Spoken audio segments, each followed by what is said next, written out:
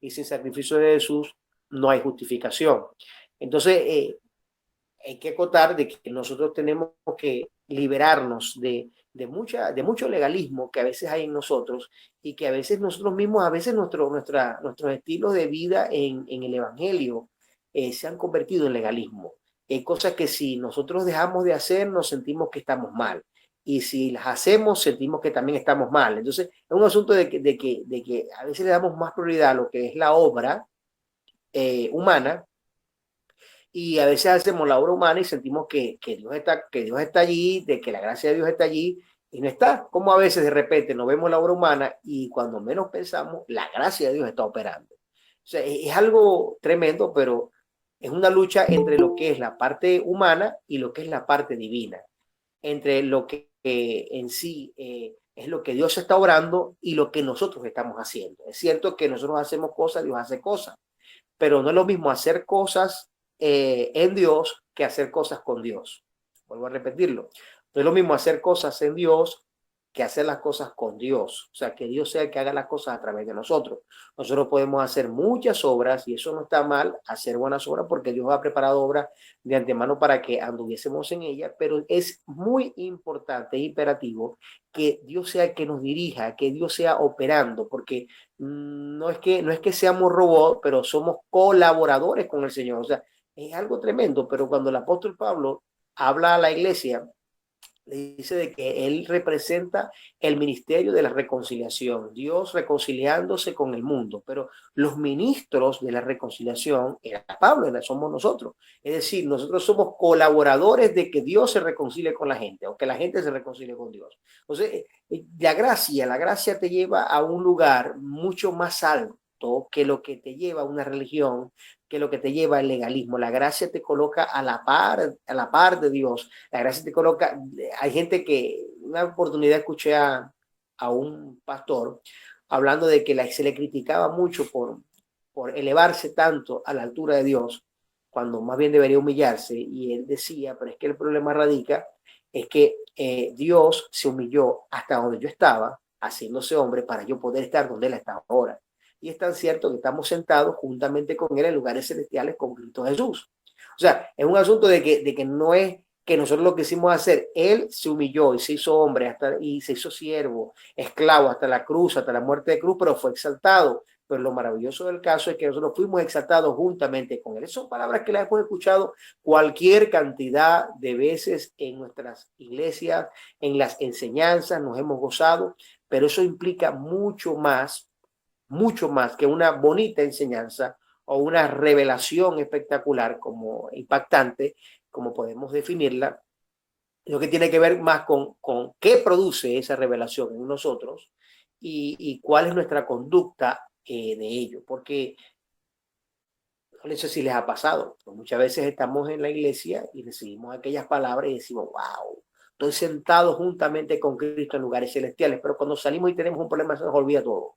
Pareciera como que volvimos a la tierra. O sea, nos bajaron del trono celestial, pero en un minuto, en un segundo, cualquier dificultad, cualquier adversidad, y eso es algo que es común porque somos seres humanos. Pero entonces ahí es donde nosotros tenemos que entender que estando en el lugar donde recibimos la palabra, donde de repente se nos dio la profecía, o a través de la palabra, Dios nos lanzó una palabra profética, entendemos de que aún fuera de la iglesia, en cualquier ambiente, la palabra se está moviendo, la gracia de Dios se está moviendo a favor nuestro, independientemente de donde estemos.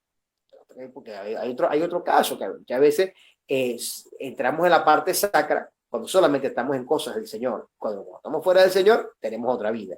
O sea, tenemos una doble identidad. Y no, nosotros fuera de la iglesia somos tan cristianos, tan hijos de Dios, tan personas llenas de gracia, como cuando estamos dentro de la iglesia o estamos en algún oficio. Puede ser de repente en un diaconado, puede ser en un evangelismo, puede ser en un teatro, puede ser en el altar, puede ser en cualquier área. O sea, la gracia de Dios opera en cualquier área, no solamente en el área que tiene que ver con el servicio espiritual como tal. Entonces, ¿por qué es mi insistencia de la obra? Porque yo creo que en sí vamos a enfatizar lo que es la gracia en cuanto a lo que es la obra como tal. Basándonos en lo que dijo el apóstol Pablo. El apóstol Pablo cuando habló a la iglesia, hay un texto que a mí me impacta en Primera de Corintios capítulo 15, verso 10.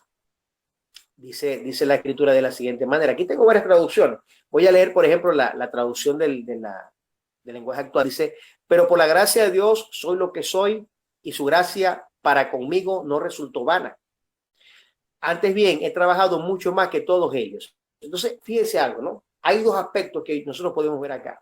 Número uno, la gracia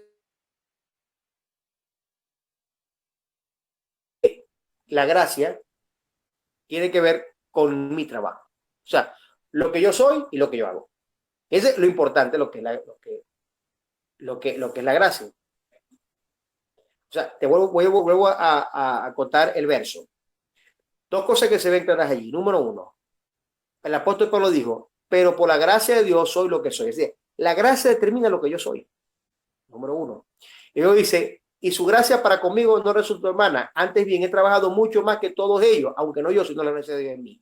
Entonces, no solamente define lo que yo soy, sino también define mi trabajo. O sea, mi trabajo está determinado por lo que la gracia me provee.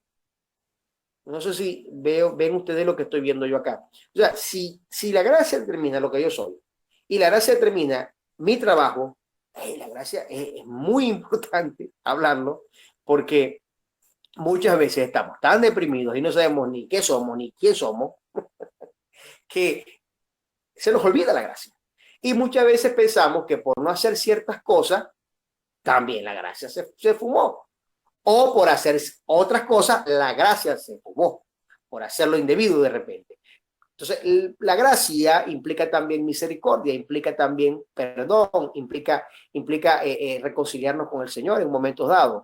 Pero entonces, cuando yo observo esto, cuando yo observo estas palabras, a mí este texto me da mucha luz, porque nosotros nos han puesto tantos estatutos, tantas normativas para hacer algo, que digo, Dios mío, nosotros hemos sido más exigentes que la misma gracia de Dios. O sea, nosotros le hemos puesto a la gente más carga de la que Dios ha puesto.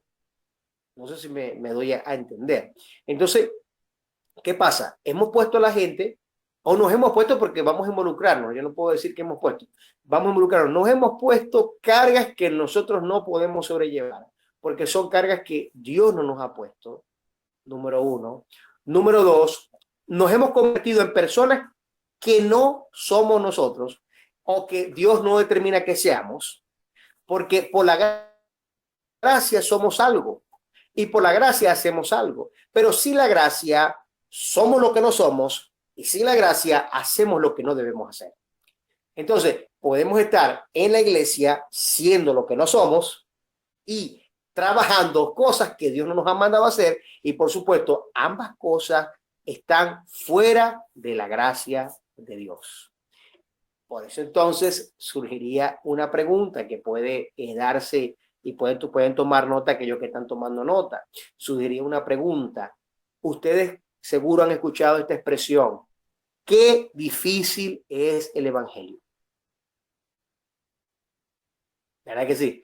Qué difícil, ¿no? Ser cristiano no es muy difícil.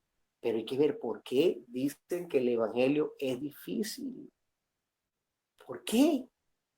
Claro, porque el asunto está en que el evangelio, que está determinado por normativas, por estatutos, que te condicionan, que te presionan, esa presión llega a tu vida de tal manera que tú dices, es difícil, porque está como que tienes que estar derechito, no puedes ni mirar ni para la derecha ni para la izquierda. Entonces, escucha, esta palabra que estoy hablando no es para que después mañana vaya diciendo, el pastor está diciendo que no importa, podemos pecar y entrar en el libertinaje. No. O sea, yo quiero que ustedes me entiendan. O sea, es que a veces no es asunto de Dios o del evangelio de Dios. El asunto a veces son de nuestras costumbres o las denominaciones a las cuales a veces hemos tocado. Yo comentaba recientemente con mi esposa en un hogar que estábamos visitando, y hablaban de lo ortodoxo, que era algunas doctrinas.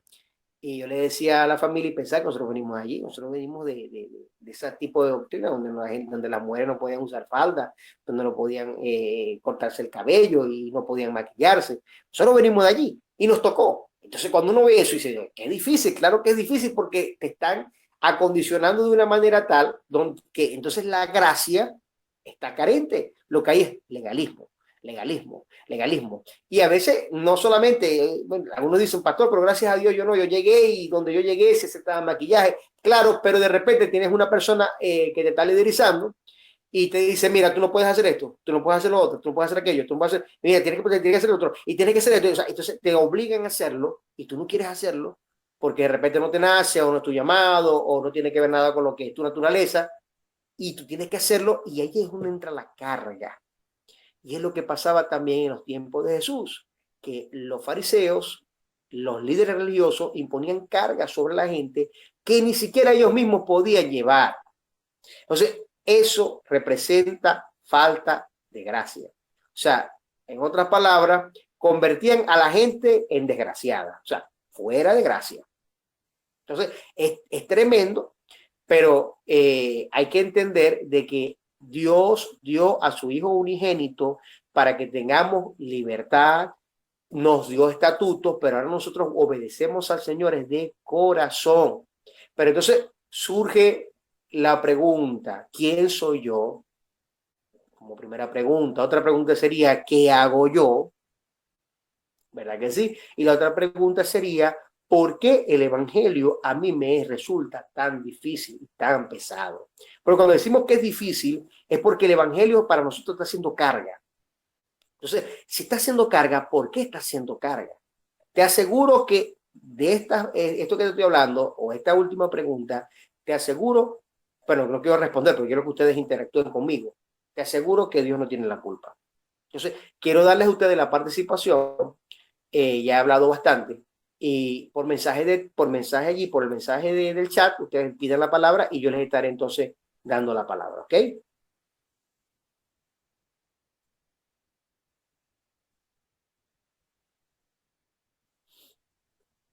Estoy esperando.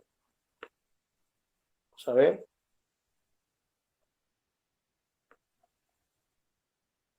Ok. Vamos a dar la palabra a la pastora. ¿Ok? Pastora, haga clic en su cámara y deshabilite el botón del micrófono. Ok, vamos a romper el hielo un poquito. Lo voy a romper con una pregunta, pastor, de acerca de lo que estás hablando y te voy a mencionar dos acontecimientos que realizó Jesús, en los que participó Jesús. Jesús tuvo participación y donde se le cuestiona, algunos le cuestionan, los que son anti Jesús cuestionan de que Jesús allí obró de manera injusta y arbitraria y midió y minimizó, le dio a uno más gracia que a otro.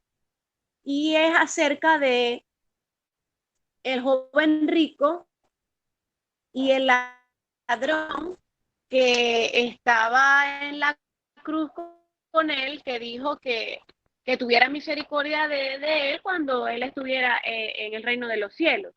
Entonces, pues cuestionan a Jesús porque Jesús al ladrón solamente le dijo, de cierto te digo, de que desde hoy estarás conmigo en el reino de los cielos junto al Padre. En cambio, al joven rico le dio una serie como de requisitos para poder, o como quien dice, disfrutar de esa gracia, o que tenía que dejar todo lo que tenía para poder seguir al Señor. Entonces dice que como a uno lo condiciona, porque le coloca de que le imputa de que tiene que hacer una acción para seguirlo, y al otro, sin hacer nada, lo, lo salva. Entonces, es más una pregunta para que participemos todos que otra cosa. Entonces ya hay cuatro preguntas en el aire. O sea que la pastora, en vez de responder, lo que lanzó fue la cuarta pregunta. Verónica, esas cuatro preguntas son las que vamos a lanzar para la dinámica, ¿ok? Para la parte del reto y lo demás. O sea que la gente al escuchar el video va a poder responderla. A ver, entonces, ¿quién va a hablar?